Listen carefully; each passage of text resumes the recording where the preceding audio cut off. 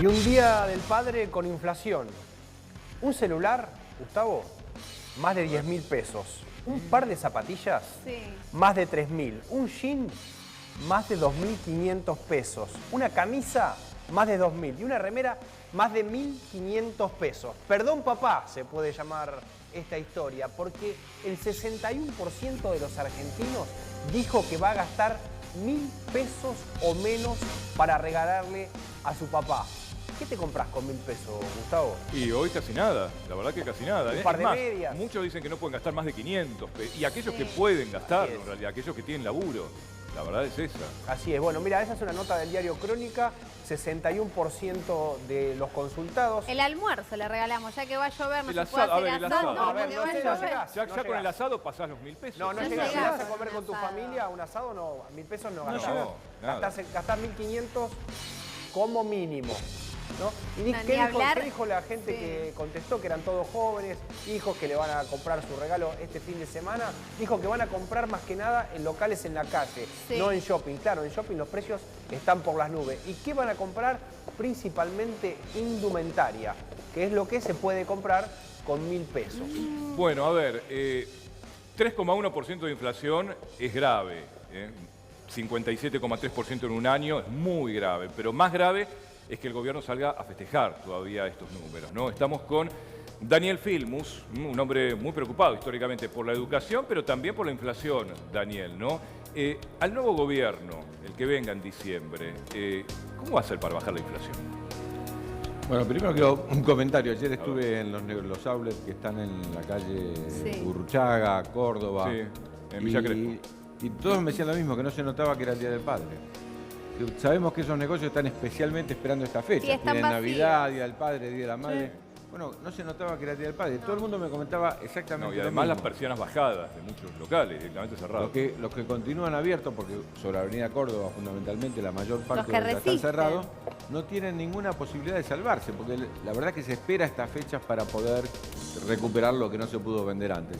Y estaba todo el mundo con lo mismo, planteándose incluso muchos de ellos cómo pagar los servicios básicos de luz, de gas, de agua, porque son locales muy grandes y que la verdad es que no les da. Están Sí, esperando que llegue octubre y esperando que llegue diciembre, un La nuevo gran presión gobierno. impositiva, además, ¿no? Digo, que esa es una deuda pendiente de los dos gobiernos, ¿no? También, digo, que No, haya yo creo que- una fuerte reforma tributaria.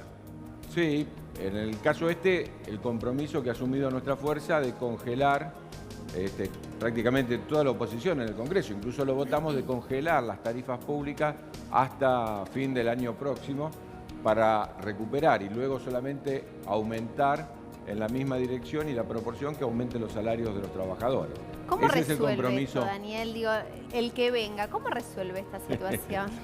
Bueno, por supuesto, nuestros equipos se estarán trabajando junto con Alberto todos los días en este tema, pero hay una cuestión que es fundamental, que tiene que ver que Argentina tiene, mientras que estamos hablando nosotros, cerca del 50% de su capacidad productiva ociosa.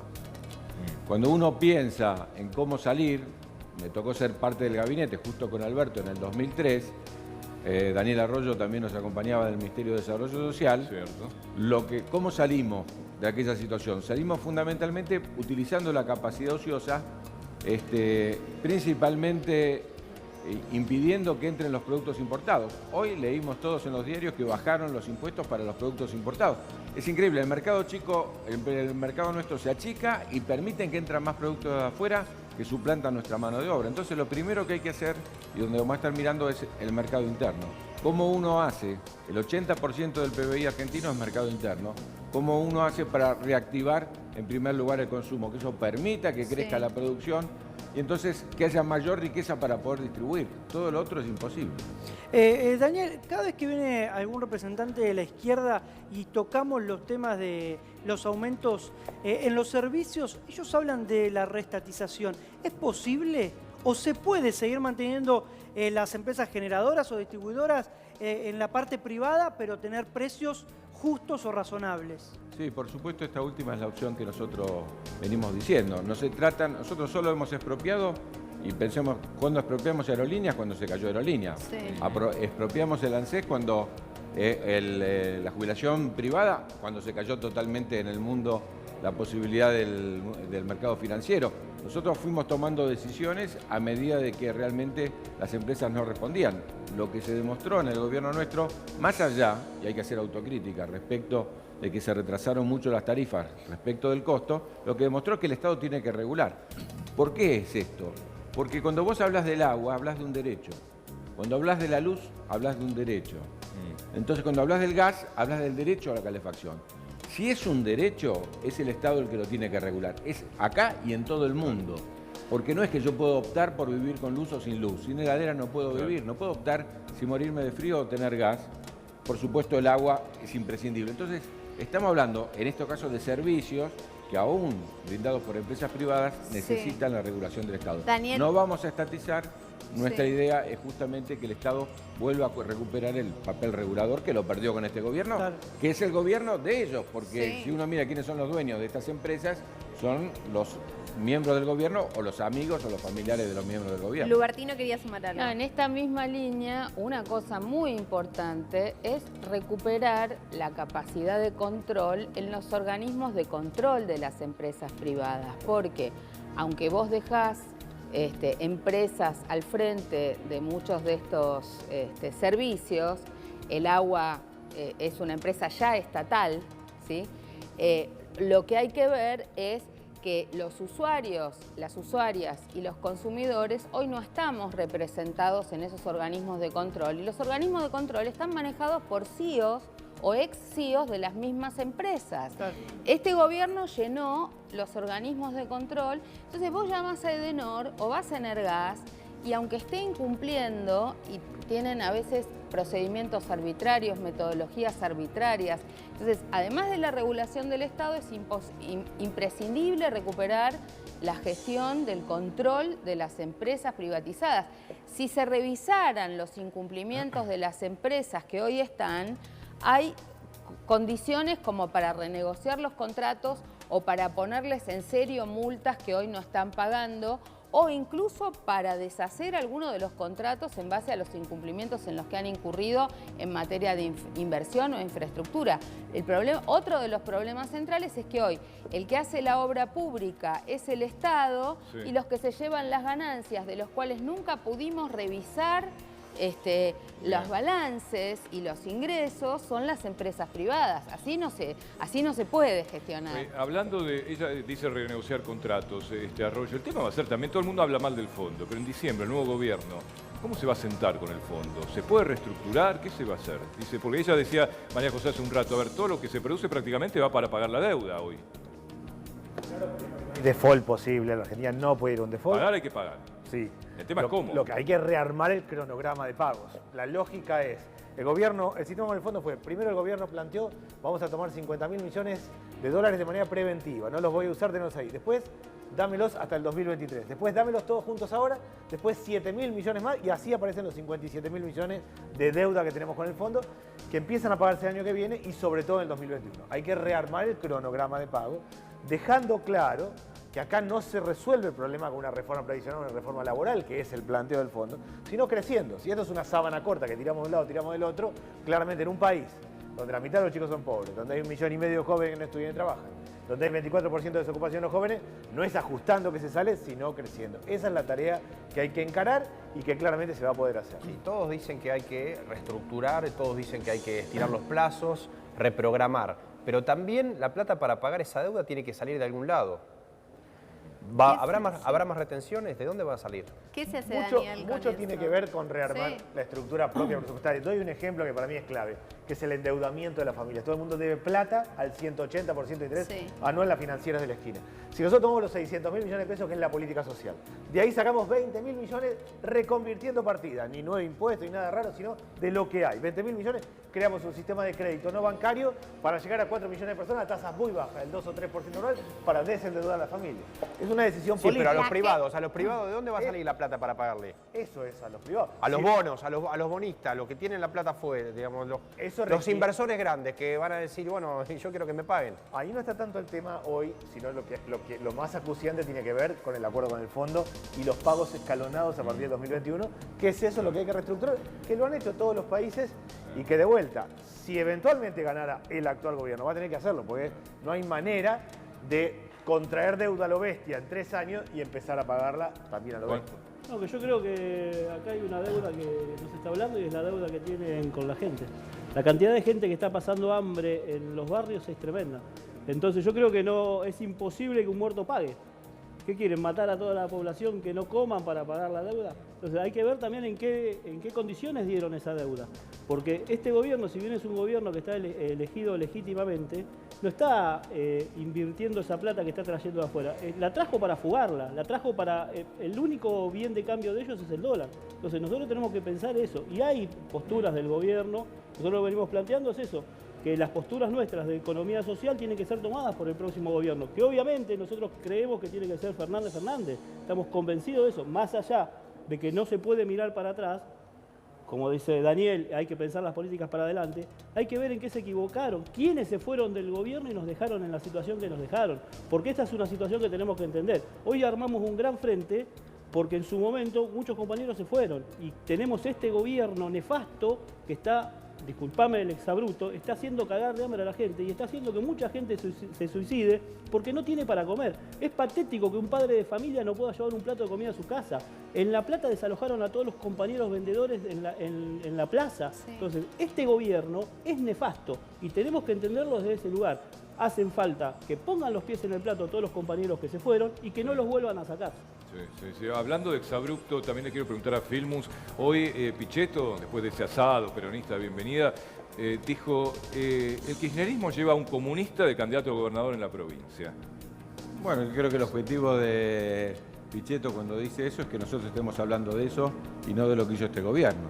Digamos, si uno mira todo lo que viene planteando el gobierno, es poniéndonos temas en el debate que traten de sacarnos de la cuestión principal. La misma elección de Pichetto es parte de la desesperación de un gobierno que dijo que la culpa era de 70 años de peronismo y coloca y hoy hace, para poner en evidencia, un asado de peronistas. Entonces, realmente lo que quiere Pichetto es que nosotros estemos discutiendo la característica del candidato. Cuando lo que hay que discutir acá, y yo los escuchaba a ustedes y venía escuchando a los compañeros también, que los que nos están mirando por televisión en este momento, y Crónica no es justamente uno de los canales que muestra la realidad tal cual es, tienen que quedarse tranquilos respecto a lo que va a pasar después de diciembre. ¿Por qué tienen que quedarse tranquilos? Porque la situación va a mejorar. Estamos con un gobierno, yo soy diputado, Daniel también, todos los años nosotros veníamos el 1 de marzo a escuchar a un presidente que decía lo peor ya pasó, viene el segundo semestre, tenemos la luz al final del túnel. Sí. O sea, usaron muchas metáforas para... Y este año, digo, lo dijo en marzo, Peña vino a los 10 días a decir nuevamente, ya pasó lo peor y estamos empeorando. Lo que hay que pensar es que si el gobierno, en vez de mirar lo que le interesa al Fondo Monetario o lo que le interesa a los grandes concentradores del capital en la Argentina, mira lo que le interesa a nuestra gente. Cuando hablo de nuestra gente, ¿qué digo? Los sectores medios, los que tienen que levantar la cortina todos los días, los que abren el comercio, los que trabajan, los que realmente llevan a su casa con la dignidad del trabajo el sueldo todos los meses. Si el gobierno se preocupa, va a generar, por supuesto no de un día para el otro, va a generar condiciones de mejora. Y estas condiciones de mejora van a impactar inmediatamente en que podamos llegar a fin de mes, va a impactar inmediatamente que los precios de los productos básicos que nosotros necesitamos para vivir, no toda la inflación, es mentira que diga que al otro día corrige la inflación, pero los productos que hacen a la canasta familiar hay que resolverlos ya, porque en la misma dirección que decíamos recién, son derechos, no se puede jugar con la comida de nuestra gente. Ahora, Daniel, estas medidas que viene tomando el gobierno hace casi 4 años, lo preguntamos siempre, ¿es por ineptitud o es algo que vinieron a hacer? Digo, porque ser presidente es quedarse en la historia. Si vos viniste para hacer esto, o querés muy poco el país o te importa muy poco lo que digan de acá en adelante los libros de historia. Es muy buena pregunta esa. Yo creo que es las dos cosas. Eligieron el camino equivocado y ni siquiera saben cómo hacerlo. Son las dos cosas, porque ni siquiera aquellos sectores que históricamente debieran estar favorecidos los están respaldando. Los sectores del campo no los están respaldando. Los industriales, la UIA hace muy poquito salió a decir que este gobierno era mentira, que había habido una recuperación de la economía. Y vamos a decir por qué estamos planteando esta cuestión que es así, porque es un gobierno que juntó los dos aspectos. Juntó el aspecto de ir a concentrar el capital, pero no en los términos de lo que cambió la sociedad y cambió el mundo en los últimos años. Lo que está haciendo es repitiendo las recetas de los 90 como si fueran los 90 y no lo son, ¿no? Es un gobierno que está, insisto, caminando hacia la concentración de la riqueza, hacia la eliminación del trabajo nacional, hacia la compra de todo lo importado, hacia el endeudamiento como única salida, cuando el mundo va en otro lado. Nosotros abrimos las fronteras para que entren los productos importados. ¿Se acuerdan que la primera idea era que íbamos a hacer el supermercado del mundo? Hoy tenemos el mundo en nuestro supermercado, porque uno puede comprar cualquier cosa importada, y eso reemplaza el trabajo nacional. Es un gobierno que no se preocupa por lo que está preocupado Trump. Por ejemplo, Trump está preocupado por defender, y nunca creció tanto Estados Unidos, nunca tuvo una desocupación tan baja, porque está preocupado por defender el trabajo nacional. Esto es lo que le pedimos a este gobierno, pero esa es la dirección en la que vamos a ir nosotros, defender lo nuestro. Filmus, una de las cosas que dijo Pichetto cuando habló al presentar, digamos, al aceptar y presentar su precandidatura, es que él está de acuerdo con un capitalismo moderno y se diferenció un poco y tiró, digamos, algunos dardos al kirchnerismo que, digamos, él lo ubicaría más de un lado socialista, más cercano a otras naciones como Venezuela, como Cuba. ¿Ustedes qué visión tienen de la economía? Que si uno escucha hablar es capitalismo de dinosaurio, el que están planteando ellos, el capitalismo financiero, es el capitalismo rentista, no el capitalismo productivo. Un capitalismo moderno es el de la producción. ¿Qué países sí uno puede mirar? Uno puede mirar los países europeos, los países nórdicos, donde tienen un Estado que garantiza un crecimiento y garantiza una producción y una protección de la población. Claro. Esos son los países capitalistas que uno tiene que mirar. No tiene que mirar los países capitalistas que generan amplia desigualdad y amplia pobreza. Muy lejos de lo de Venezuela, muy lejos de lo de Cuba, Argentina tiene que mirar aquellas perspectivas que tienden a crecer, a que sean países más desarrollados, basados en ciencia y tecnología, pero que al mismo tiempo el beneficio del crecimiento sea para todos. ¿Lubertina? No, y en la misma línea me parece que también hay que ver, sin duda, el gobierno de Néstor Kirchner, al cual con Daniel pertenecimos, tenía sensibilidad social que ahora no se tiene y eso nos garantiza una distribución de la riqueza distinta. Pero para mí también hay que pensar las cosas que no se hicieron en el gobierno anterior. Y me parece que hay que profundizar la mirada en cómo se genera la riqueza. Me parece que si algo faltó, no es simplemente pensar en un cambio de gobierno, sino en un cambio de modelo. Yo vengo insistiendo mucho con que este gobierno es un gobierno, además de neoliberal, extractivista. Si nosotros estamos exclusivamente dependiendo en la generación de la riqueza, en la minería, en el cultivo de soja con agrotóxicos, en el extractivismo urbano, tenemos un problema, porque estamos dependientes, es una especie de monocultivo de exportación. Nosotros no podemos solamente pensar en una retención para redistribuir. Tenemos que pensar en cambiar la matriz energética y salir de los combustibles fósiles. Tenemos que pensar en la producción con valor agregado. Eso no se hace de un día para el otro, pero eso implica poner un objetivo y hacer una transición ordenada en esa dirección. Este gobierno no lo está haciendo, hace un greenwashing con las energías limpias y no está haciendo un cambio de modelo de matriz energética. Muchos ciudadanos que la escuchan ven que pasan los años y hay un 30% de pobreza en Argentina y no hay solución para esa situación estructural. Los escuchan a los políticos hablar de cambio de sistema, de soluciones que van a tener, pero Argentina sigue teniendo 14, 15 millones de personas bajo la línea de pobreza. La mitad de los niños son pobres. 6 de cada 10 comen comedores escolares. No solamente que va a los comedores, sino que de ahí se lleva la comida y se la lleva a su casa. Es decir, pasan los años, pasan los políticos y el único monocultivo resistente a todo es la pobreza. Por eso es importante que nos escuchen a los ambientalistas, los políticos que están en el gobierno, los que tienen 20 años de funcionarios públicos, los que van reciclando en los cargos, los que toman decisiones. Este gobierno ha empeorado las condiciones de pobreza y este gobierno, aunque tiene un discurso superficial verde, es lo que los ambientalistas llamamos greenwashing, o sea, una fachada. Que Bergman se vista de planta no quiere decir que sea ambientalista. Tenemos un problema muy grave de cambio climático, que no es un problema futuro, es un problema presente. Y los pobres son los más golpeados por los problemas del cambio climático en las ciudades, no en otra parte del planeta. Eso lo venimos demostrando, nuestra tesis doctoral habla de eso. La política está disociada de lo que desde la ciencia venimos investigando y diciéndole a la política. Eso es lo que está pasando. Muy bien, enseguida seguimos con el debate. López Medrano visitó